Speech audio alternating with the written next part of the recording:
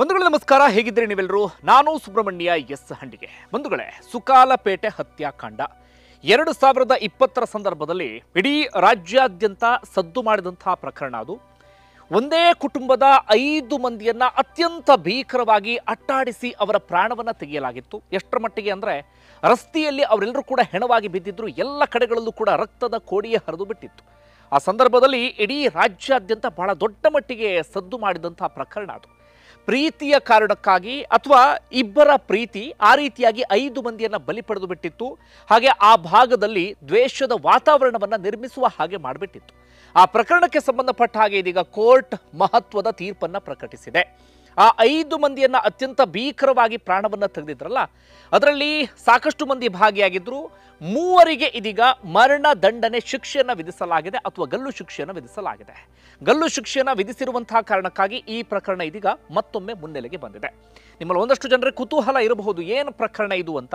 ಅಲ್ಲಿ ಇಲ್ಲಿ ಒಂದಷ್ಟು ವಿಚಾರವನ್ನ ಕೇಳಿರಬಹುದು. ಹಾಗಾದ್ರೆ ಏನಿದು ಪ್ರಕರಣ ಎನ್ನುವಂತ ವಿವರವನ್ನ ಗಮನಿಸ್ತಾ ಹೋಗೋಣ.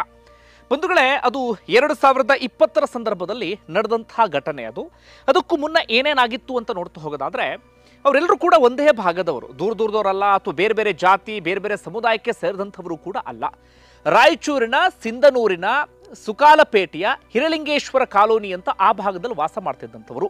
ಇಲ್ಲಿ ಜಾತಿಯನ್ನು ಮೆನ್ಷನ್ ಮಾಡ್ತೀನಿ. ಯಾವ ಕಾರಣಕ್ಕಾಗಿ ಅಂದರೆ, ತುಂಬ ಜನ ಅಂದ್ಕೊಂಡಿರ್ತೀರಿ ಬೇರೆ ಬೇರೆ ಜಾತಿಯವರಾಗಿರಬೇಕು, ಆ ಕಾರಣಕ್ಕಾಗಿ ಏನಾದರೂ ಸಂಘರ್ಷ ನಡೀತಾ, ಅಥವಾ ನಾವು ಒಂದಷ್ಟು ಮೇಲ್ಜಾತಿ ಕೆಳಜಾತಿ ಅಂತ ಕರಿತೀವಲ್ಲ, ಆ ಕಾರಣಕ್ಕಾಗಿ ಏನಾದರೂ ಸಂಘರ್ಷ ನಡೀತಾ, ಈ ರೀತಿಯಾಗಿ ಅಂಥದ್ದೇನೂ ಕೂಡ ಇರಲಿಲ್ಲ.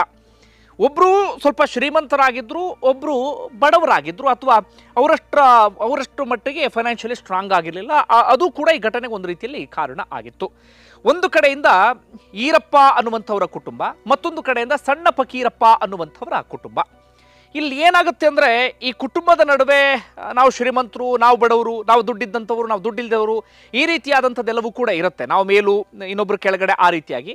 ಆದರೆ ಆ ಕುಟುಂಬದಲ್ಲಿ ಇದ್ದಂಥ ಓರ್ವ ಹುಡುಗ ಹಾಗೆ ಓರ್ವ ಹುಡುಗಿ, ಅವರಿಬ್ಬರ ನಡುವೆ ಆ ರೀತಿಯಾಗಿ ನಾವು ಶ್ರೀಮಂತರು ಬಡವರು ಅಂಥದ್ದೇನೂ ಕೂಡ ಇರಲಿಲ್ಲ.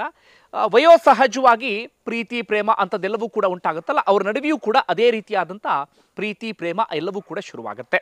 ಈರಪ್ಪ ಅನ್ನುವಂಥವರ ಮಗ ಮೌನೇಶ, ಸಣ್ಣ ಫಕೀರಪ್ಪ ಅನ್ನುವಂಥವರ ಮಗಳು ಮಂಜುಳಾ, ಅವರಿಬ್ಬರೂ ಕೂಡ ಆಗ ಪರಸ್ಪರ ಪ್ರೀತಿಸ್ತಾ ಇರ್ತಾರೆ. ಈ ಪ್ರೀತಿ ವಿಚಾರ ಮನೆಗೂ ಕೂಡ ಗೊತ್ತಾಗುತ್ತೆ, ಅಥವಾ ಎರಡೂ ಕುಟುಂಬದವರಿಗೂ ಕೂಡ ಗೊತ್ತಾಗುತ್ತೆ.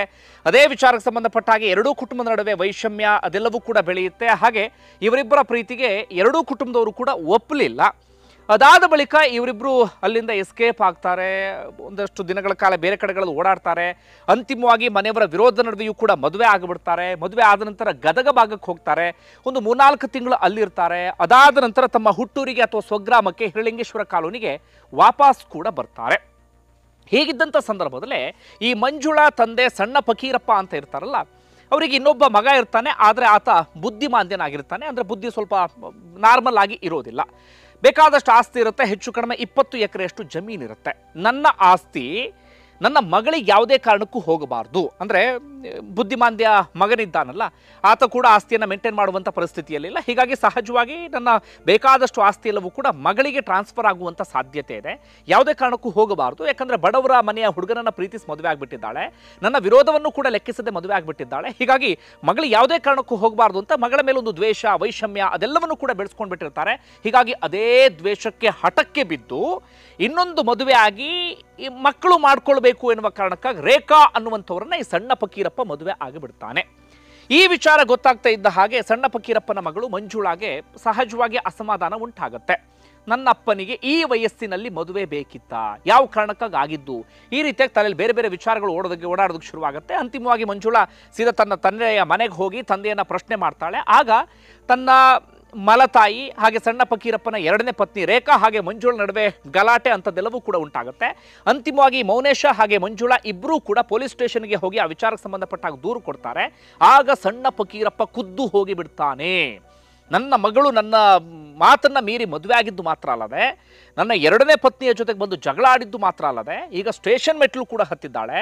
ನನ್ನನ್ನು ಇದೀಗ ಪೊಲೀಸ್ ಠಾಣೆಗೆ ಅಲಿಯುವಂತೆ ಮಾಡಿಬಿಟ್ಟಿದ್ದಾಳೆ. ನಾನೇನಾದರೂ ಮಾಡಿ ಸೇಡನ್ನು ತೀರಿಸ್ಕೊಳ್ಳೇಬೇಕು ಅಂತ ಆತ ಪ್ಲಾನನ್ನು ಮಾಡ್ತಾನೆ. ಆತ ಸ್ಕೆಚ್ಚನ್ನು ರೂಪಿಸಿದ್ದು ಹೇಗೆ ಅಂದರೆ, ಮೌನೇಶ ಹಾಗೆ ಮಂಜುಳಾ, ಅಂದರೆ ತನ್ನ ಮಗಳು ಹಾಗೆ ಅಳಿಯ ಇಬ್ಬರ ಕಥೆಯನ್ನು ಕೂಡ ನಾನು ಮುಗಿಸ್ಬಿಡಬೇಕು ಏನಾದರೂ ಆಗಲಿ ಅಂತ. ಆತನಿಗೆ ಆಗ ಹೆಚ್ಚು ಕಡಿಮೆ ಇನ್ನೊಂದು 11 ಜನ ಸಾಥ್ ಕೊಡ್ತಾರೆ. ಕುಟುಂಬದವರು ಎಲ್ಲರೂ ಕೂಡ ಸೇರಿಕೊಂಡು ಎಲ್ಲರೂ ಸೇರಿ ಒಂದು ಸಂಚನ ರೂಪಿಸ್ತಾರೆ ಅಥವಾ ಒಂದು ರೀತಿ ಬೇರೆ ರೀತಿಯಲ್ಲಿ ಪ್ಲಾನ್ ಅನ್ನು ಮಾಡ್ತಾರೆ. ಹೇಗಾದ್ರೂ ಮಾಡಿ ಅವ್ರ ಪ್ರಾಣವನ್ನು ತೆಗೆದು ಬಿಡಬೇಕು, ಮುಂದಾಗಿದ್ದೇ ಏನು ಬೇಕಾದ್ರಾಗಲಿ ಅದನ್ನು ನೋಡ್ಕೊಳ್ಳೋಣ ಎನ್ನುವಂಥ ಮನಸ್ಥಿತಿಗೆ ಬರ್ತಾರೆ. ನೋಡಿ, ಒಂದು ಸಣ್ಣ ವಿಚಾರ ಅದು ಯಾವ್ಯಾವ ರೂಪವನ್ನು ಪಡೆದುಕೊಂಡು ದ್ವೇಷ ವೈಷಮ್ಯ ಮನುಷ್ಯನ ಒಳಗಡೆ ಹೇಗೆ ಹುಟ್ಟಾಕಿ ಬಿಡುತ್ತೆ, ಅಥವಾ ಮನುಷ್ಯ ಯಾವ ರೀತಿಯಾಗಿ ಕ್ರೂರ ರೂಪವನ್ನು ಪಡೆದುಕೊಂಡು ಬಿಡ್ತಾನೆ, ಅಥವಾ ಮನುಷ್ಯನ ಒಳಗಡೆ ಓರ್ವ ರಾಕ್ಷಸ ಹೇಗೆ ಹುಡ್ಕೊಂಡು ಬಿಡ್ತಾನೆ ಅಂತ. ಇವರ ಎದೆಯೊಳಗೂ ಕೂಡ ಒಬ್ಬ ರಾಕ್ಷಸ ಬಂದು ಕುತ್ಕೊಂಡು ಬಿಡ್ತಾನೆ. ಇವರೆಲ್ಲರೂ ಕೂಡ ಸೇರ್ಕೊಂಡು ಅವರಿಬ್ಬರನ್ನ ಹುಡ್ಕೊಂಡು ಹೋಗ್ತಾರೆ. ಆದರೆ ಮಂಜುಳಾ ಕೂಡ ಸಿಗೋದಿಲ್ಲ, ಹಾಗೆ ಅಳಿಯಾಗಿರುವಂಥ ಮೌನೇಶ ಕೂಡ ಸಿಗೋದಿಲ್ಲ. ಆಗ ಕೈಗೆ ಸಿಕ್ಕಿದ್ದು ಯಾರಪ್ಪ ಅಂದರೆ ಮೌನೇಶ ಕುಟುಂಬಸ್ಥರು. ಮೌನೇಶ ತಂದೆ ಆಗಿರುವಂಥ ಈರಪ್ಪ, ಹಾಗೆ ಅವರ ಪತ್ನಿ, ಇನ್ನುಳಿದಂತೆ ಇಬ್ಬರು ಗಂಡು ಮಕ್ಕಳು, ಹಾಗೆ ಓರ್ವ ಮಗಳು. ಅವರೆಲ್ಲರೂ ಕೂಡ ಸಿಕ್ಕಾಕೊಂಡು ಬಿಡ್ತಾರೆ. ಇವರು ದೊಡ್ಡ ತಂಡವನ್ನೇ ಕಟ್ಕೊಂಡು ಹೋಗಿರ್ತಾರೆ. ಅವರ ಕಾಲೋನಿಗೆ ನುಗ್ತಾ ಇದ್ದ ಹಾಗೆ ಅವರೆಲ್ಲರೂ ಕೂಡ ಎದುರುಗಡೆ ಬಂದು ಬಿಡ್ತಾರಲ್ಲ. ಬರ್ತಾ ಇದ್ದ ಹಾಗೆ ಸಿಕ್ಕವರನ್ನ ದೊಣ್ಣೆಯಿಂದ ಹೊಡಿತಾರೆ. ಕೈಯಲ್ಲಿ ಒಂದಷ್ಟು ತಲವಾರ ಅಂಥದ್ದೆಲ್ಲವೂ ಕೂಡ ಇಟ್ಕೊಂಡು ಹೋಗಿದ್ರು, ಅದರಿಂದಲೂ ಕೂಡ ಕೊಚ್ಚಿ ಹಾಕಿಬಿಡ್ತಾರೆ. ಎಲ್ಲರೂ ಕೂಡ ನೋಡ್ತಿದ್ದ ಹಾಗೆ ಬೀದಿ ಹಣ ಆಗಿಬಿಡ್ತಾರೆ. ಎಲ್ಲ ಕಡೆಗಳಲ್ಲೂ ಕೂಡ ರಕ್ತದ ಕೋಡಿಯೇ ಹರಿಯೋದಕ್ಕೆ ಶುರುವಾಗ್ಬಿಡುತ್ತೆ. ಇನ್ನಿಬ್ಬರ ಮೇಲೂ ಕೂಡ ಮಾರಣಾಂತಿಕವಾಗಿ ಹಲ್ಲೆಯನ್ನು ಮಾಡಿರ್ತಾರೆ. ಆದರೆ ಅವರು ಆಸ್ಪತ್ರೆಗೆ ಸೇರ್ತಾರೆ, ಬಚಾವಾಗಿ ಬಿಡ್ತಾರೆ. ನಾನು ಮತ್ತೊಮ್ಮೆ ಹೇಳ್ತೀನಿ, ಬೇರೆ ಬೇರೆ ಜಾತಿಯವರಲ್ಲ, ಇಬ್ಬರು ಕೂಡ ಕುರುಬ ಸಮುದಾಯಕ್ಕೆ ಸೇರಿದಂಥವರು. ಆದರೆ ಬಡವ ಶ್ರೀಮಂತ ಎನ್ನುವಂಥ ವಿಚಾರಕ್ಕೆ ಅಥವಾ ಈ ಆಸ್ತಿ ಅಂತ ವಿಚಾರಕ್ಕೆ ಎಲ್ಲ ಕಲಹಗಳೆಲ್ಲವೂ ಕೂಡ ಸೃಷ್ಟಿಯಾಗಿಬಿಡುತ್ತೆ. ಆ ರೀತಿಯಾಗಿ 5 ಜನರನ್ನ ನೋಡ್ತಿದ್ದ ಹಾಗೆ ಯಾವುದೇ ಮನುಷ್ಯತ್ವವೂ ಕೂಡ ಇಲ್ಲದೆ ಹೆಣಮಾಗಿ ಮಲಗಿಸಿಬಿಡ್ತಾರೆ. ನೋಡಿ, ಈರಪ್ಪ ಹಾಗೆ ಇಡೀ ಕುಟುಂಬ, ಈರಪ್ಪ, ಅವ್ರ ಪತ್ನಿ, ಇಬ್ಬರು ಗಂಡು ಮಕ್ಕಳು ಹಾಗೆ ಓರ್ವ ಹೆಣ್ಣು ಮಗಳು, ಮಾಡದ ತಪ್ಪಿಗೆ ಮಗನ ಪ್ರೀತಿ ಅಥವಾ ಮಗ ಪ್ರೀತಿಸ್ತಾ ಎನ್ನುವಂಥ ಕಾರಣಕ್ಕಾಗಿ ಅಥವಾ ಮಗ ಪ್ರೀತಿಸಿ ತನ್ನ ಮಾವನ ಮನೇಲಿ ಹಿಂಗೆಲ್ಲ ಕಲಹವನ್ನು ಉಂಟು ಮಾಡಿಕೊಂಡು ಎನ್ನುವ ಕಾರಣಕ್ಕಾಗಿ ಯಾವುದೇ ತಪ್ಪು ಮಾಡದಂಥ ಇಡೀ ಕುಟುಂಬ ಬಲಿಯಾಗುವಂಥ ಪರಿಸ್ಥಿತಿ ಎದುರಾಗುತ್ತೆ. ತಕ್ಷಣ ಪೊಲೀಸರು ಆರೋಪಿಗಳನ್ನು ಬಂಧಿಸ್ತಾರೆ. ಸರಿಯಾದ ರೀತಿಯಲ್ಲಿ ಸಾಕ್ಷಿಯನ್ನು ಕೂಡ ಕಲೆ ಹಾಕ್ತಾರೆ. ಆ ಕೇಸನ್ನು ಪೊಲೀಸರು ಕೂಡ ಚಾಲೆಂಜ್ ಆಗಿ ಸ್ವೀಕರಿಸಿರ್ತಾರೆ. 5 ಜನರನ್ನ ಅತ್ಯಂತ ನಿರ್ದಯವಾಗಿ ಕೊಂದವರನ್ನ ಯಾವುದೇ ಕಾರಣಕ್ಕೂ ಬಿಡಬಾರ್ದು ಅಂತ ಹೇಳಿ ಹೀಗಾಗಿ ನೀಟಾಗಿ ಆ ಪ್ರಕರಣವನ್ನು ಒಂದು ತಾರ್ಕಿಕ ಅಂತ್ಯಕ್ಕೆ ತೆಗೆದುಕೊಂಡು ಹೋಗ್ತಾರೆ. 2020ರಲ್ಲಿ ಆದಂಥ ಪ್ರಕರಣ ಅಂತಿಮವಾಗಿ 2025ರಲ್ಲಿ ಇದೀಗ ಅಂತಿಮ ತೀರ್ಪು ಬಂದಿದೆ. ಆರೋಪಿಗಳು ಯಾವುದೇ ರೀತಿಯಾದಂಥ ಕ್ಷಮೆಗೂ ಕೂಡ ಅರ್ಹರಲ್ಲ, ಅಥವಾ ಆರೋಪಿಗಳ ಮೇಲೆ ಯಾವುದೇ ಕಾರಣಕ್ಕೂ ದಯೆ ತೋರುವಂಥ ಸ್ಥಿತಿಯಲ್ಲೂ ಕೂಡ ಇಲ್ಲ.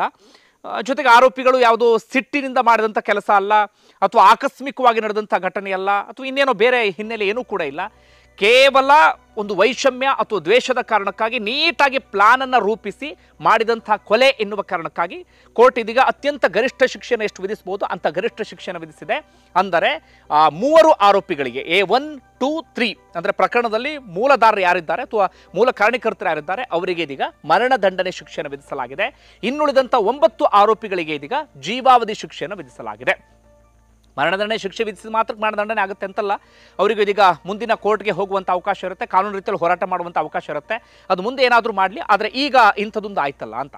ಯಾಕೆ ಈ ಪ್ರಕರಣವನ್ನು ನಿಮ್ಮ ಗಮನಕ್ಕೆ ತರುವಂಥ ಕೆಲಸವನ್ನು ಮಾಡಿದೆ ಅಂದರೆ, ನಮ್ಮ ರಾಜ್ಯದಲ್ಲಿ ಆಗ ಬಹಳ ಸದ್ದು ಮಾಡಿದಂಥ ಪ್ರಕರಣ, ಜೊತೆಗೆ ಆ ದ್ವೇಷ, ಸಿಟ್ಟು, ಆಸ್ತಿ, ನಾನು ನನ್ನದು ಅನ್ನೋದು ಮನುಷ್ಯನನ್ನು ಯಾವ ಹಂತಕ್ಕೆ ತಂದು ಬಿಡುತ್ತೆ ನೋಡಿ. ಇನ್ನೊಬ್ಬರ ಪ್ರಾಣ ತೆಗೆಯುವ ಹಂತಕ್ಕೆ ಹೋಗ್ಬಿಡುತ್ತೆ ಅತ್ಯಂತ ನಿರ್ದಯವಾಗಿ. ಇಲ್ಲೂ ಕೂಡ ಆಗಿದ್ದು ಅದೇ.